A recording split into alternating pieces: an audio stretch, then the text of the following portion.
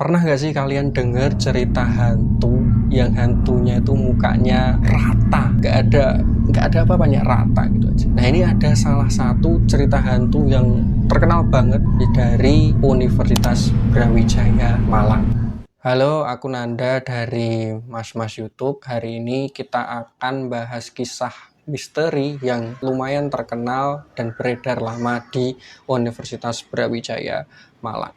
Awalnya aku mikir, paling ini cuman cerita yang dibikin mahasiswa-mahasiswa sana buat nakut-nakutin junior-junior mereka, biar ya biasalah buat seru-seruan aja. Tapi setelah aku semakin menggali ceritanya, semakin aku riset ceritanya, ternyata ini juga lumayan bikin merinding. Menurut kalian, apa sih yang bikin cerita ini jadi legendaris? Mitos belaka atau memang benar-benar ada kisah kelam di balik? Mari kita bahas bareng-bareng. Jadi gini ceritanya. Suatu hari itu ada mahasiswi dari Universitas Brawijaya Malang, Fakultas Kedokteran yang lagi ngerjain tugas. Nggak kerasa dia udah ngerjain tugas sampai malam. Pulangnya dia kemalaman dari perpustakaan. Dia lihat jam, ternyata itu udah jam 12 lewat. Ya, biasalah kalau mahasiswa itu kebut semalam gitu biasa ya. Dia pulanglah dari kampus. Nah, pas dia pulang dari kampus, namanya suasana malam ya, itu mencekam banget, gak ada orang, sepi, tinggal lampu-lampu taman. Terus dia dari lorong perpustakaan itu tadi mau menuju ke pintu keluar, dari jauh dia itu ngelihat kayak ada perempuan gitu yang berdiri. Pikirnya dia itu paling juga cuman mahasiswa yang pulang kemalaman juga nunggu temennya. Di situ dia jalan biasa, jalan gitu, makin deket dia niat buat nyapa dong. Ya kan sama-sama mahasiswa pulang malam juga, terus dia mikirnya paling juga sama-sama orang kan, jadi bukan mikir yang aneh-aneh. Pas waktu deket dia nyapa, dia nengok gini dikit, ternyata mukanya rata. Jadi rata gitu, nggak ada matanya, nggak ada hidungnya, nggak ada mulut, jadi cuman rata gini aja mukanya. Nah, tapi yang bikin ngeri ketika dia ngelirik dan lihat wajahnya itu rata, itu kulitnya itu tambah ngelupas gitu, kayak apa ya, kayak koreng kayak gitu loh, kayak ngelupas gitu, ngeri banget. Akhirnya dia lari langsung, nggak peduli ditanyain satpam, nggak peduli, dia lari langsung pulang ke kos-kosannya. Nah, itu salah satu kisah yang paling umum tentang hantu muka rata yang ada di Universitas Brawijaya Malang. Nah, ada cerita lain lagi. Jadi ceritanya ada seorang mahasiswa, ini ceritanya mau ngambil uang gitulah di salah satu bilik ATM yang ada di sekitar kampus. Nah, kebetulan bilik ATM-nya ini isinya cuma satu bank aja, jadi satu bilik satu bank gitu. Karena kan ada kadang beberapa bilik ATM itu yang satu bilik isinya banyak bank, banyak mesin ATM. Ini cuma satu aja. Nah, mahasiswa ini datang pakai motor, dia parkir, terus ternyata di dalam udah ada orang gitu loh. Udah ada cewek lagi ngambil uang juga. Nah, dia lagi nunggu di depan ATM-nya sambil duduk di motor. 1 menit 2 menit dia tunggu, ini cewek nggak selesai kayak gitu. Akhirnya dia mungkin agak sebel ya, karena kan buru-buru juga, udah malam, udah gelap. Akhirnya dia ketok-ketok di bilik ATM-nya itu. Jadi diketok-ketok tong tong tong gitu kan, kaca, jadi suaranya tong tong tong kayak gitu, nggak gerak. Ini perempuan cuma diem aja, diketok-ketok.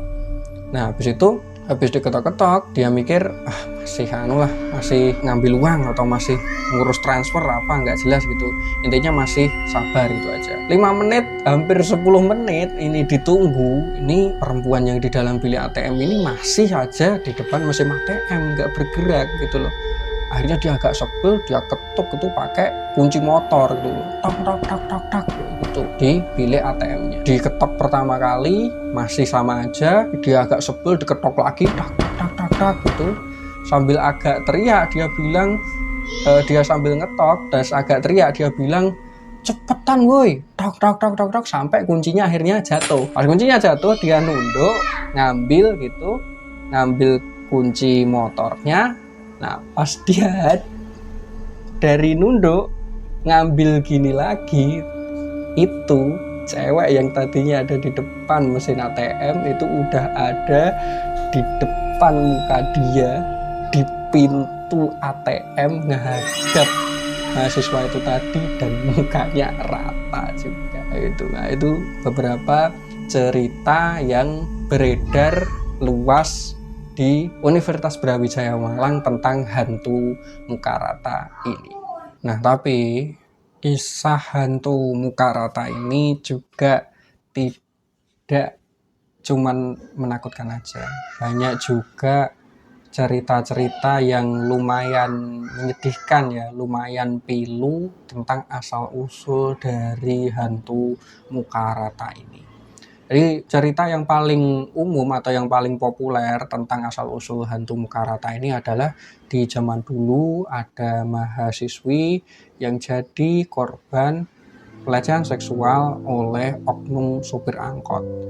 Karena di Universitas Brawijaya Malang dulunya itu masih banyak angkot-angkot yang menjemput, mengantarkan kayak gitu berlalu lalang untuk mahasiswa-mahasiswi berangkat ke kampus. Nah, ceritanya suatu hari ketika pulang malam itu ada mahasiswa yang telat pulang juga, dia naik angkot, kebetulan ada satu angkot yang lagi ngetem. Nah, saat mau diantar pulang ternyata di angkot ini itu nggak ada penumpangnya, jadi dia cuman sendirian.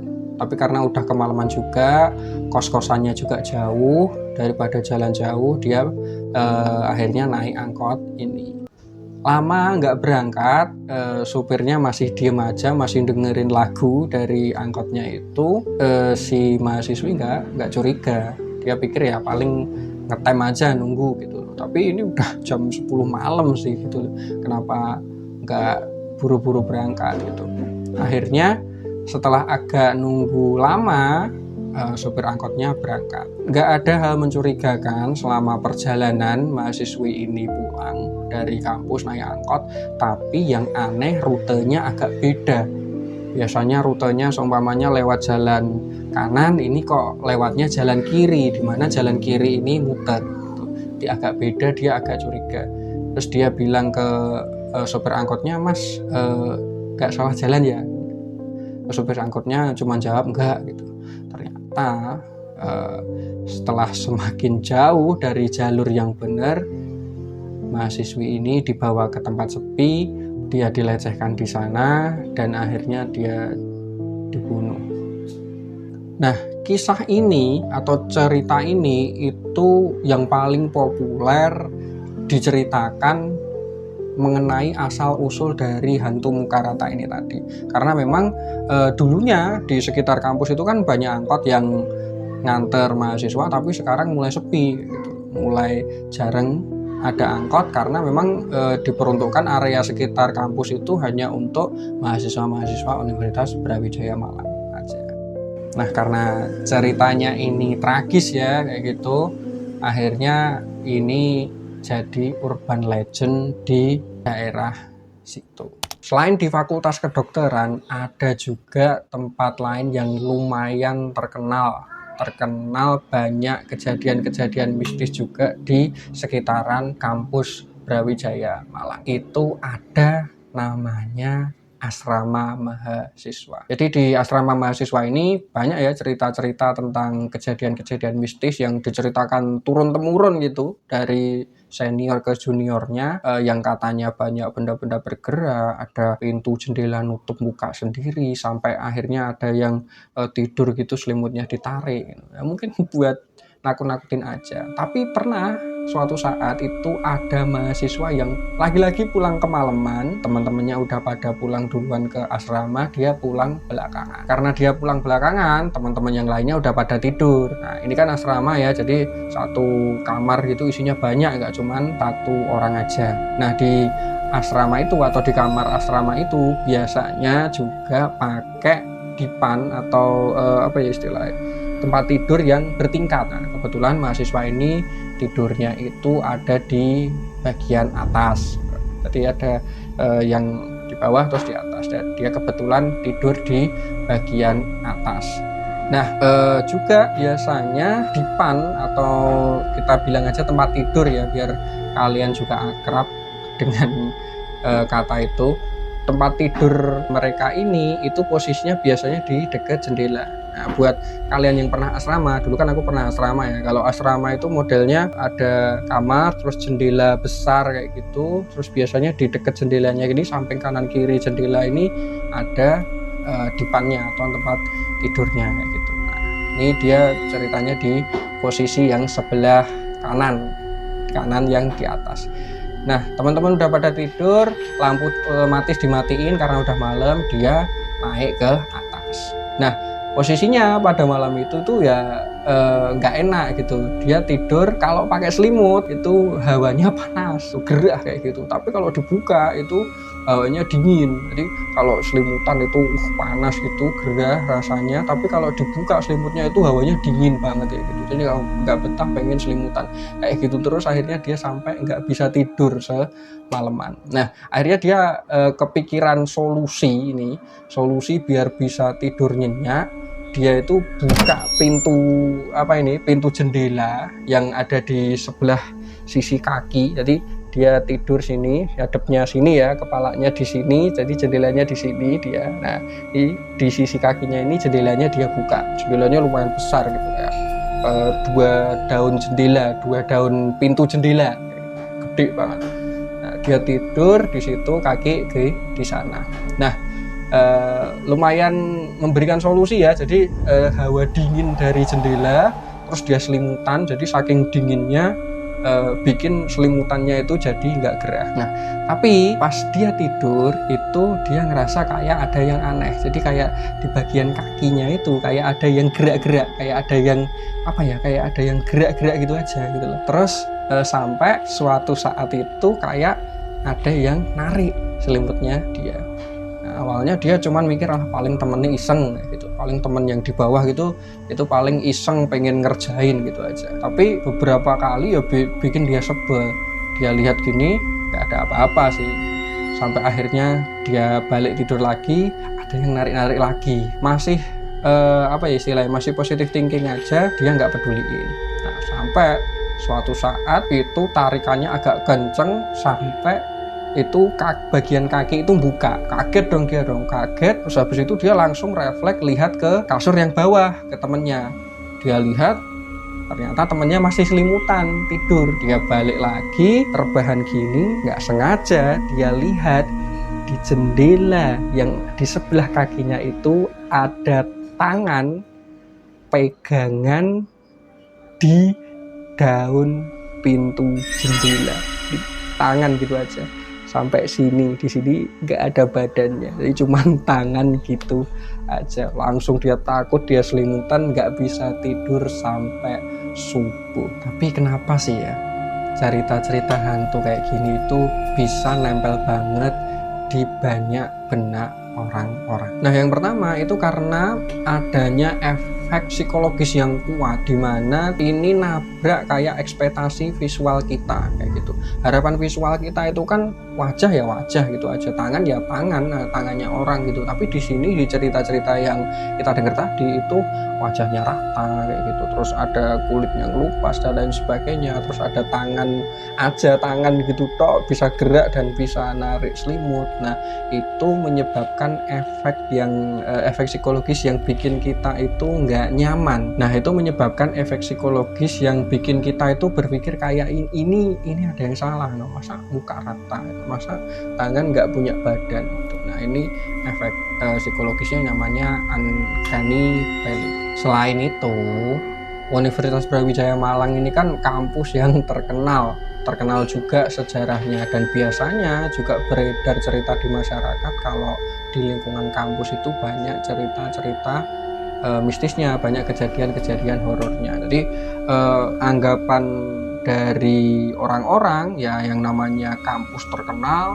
punya sejarah, cerita horornya juga punya sejarah. Nah ini sama-sama punya sejarahnya ini akhirnya diceritakan dari mulut ke mulut, yang nyebabin cerita ini juga nempel banget di benak banyak orang. Selain itu banyak juga cerita-cerita yang nambah-nambahin dari cerita originalnya. Mungkin di zaman dulu itu hantu muka ratanya itu ceritanya nggak kayak gitu, tapi banyak ditambah-tambahin, banyak dibikin versi-versi isengnya buat nakutin junior-junior di kampus, yang akhirnya tanpa sengaja cerita ini itu nyesuaiin zamannya dan bikin misterinya itu yang dari awal udah nggak bisa dibuktiin, karena yang namanya misteri hal-hal gaib kayak gini kan biasanya sulit juga dibuktiin, semakin sulit dibuktiin. Tapi yang namanya misteri itu pasti kan bikin orang penasaran. Nah ini menyebabkan ceritanya masih tetap populer sampai sekarang. Nah, aku pengen tahu nih buat kalian khususnya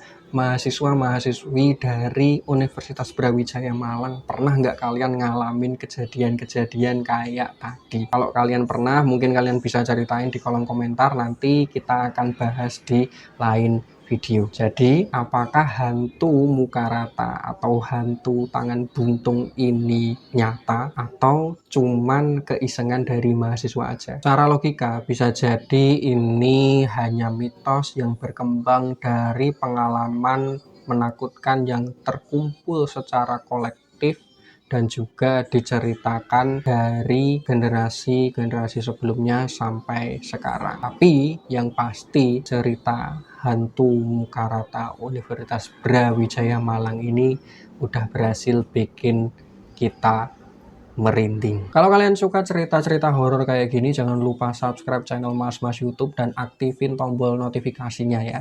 Jangan lupa aktifin tombol notifikasinya biar kalian nggak ketinggalan petualangan-petualangan dan kisah-kisah horor selanjutnya. Terima kasih udah nonton sampai selesai. Sampai jumpa di cerita selanjutnya. Bye.